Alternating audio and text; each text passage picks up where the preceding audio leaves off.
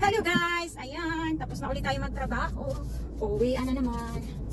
Uwian na naman po tayo. Ayun. Ganyan ang buhay ko dito.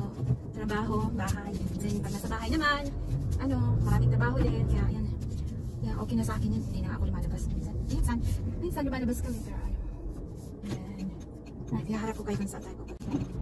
That's it.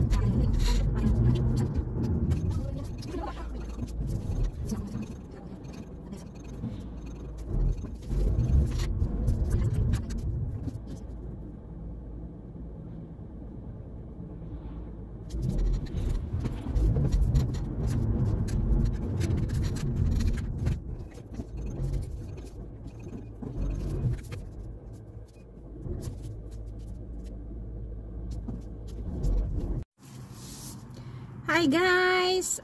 Tapos na po tayo sa tapos na ako namili ng para sa aming hapunan mamaya. Pasensya na yung aking mata, mukhang pagod talaga kasi pagod talaga ako. Yan, so yan, uuwi na tayo.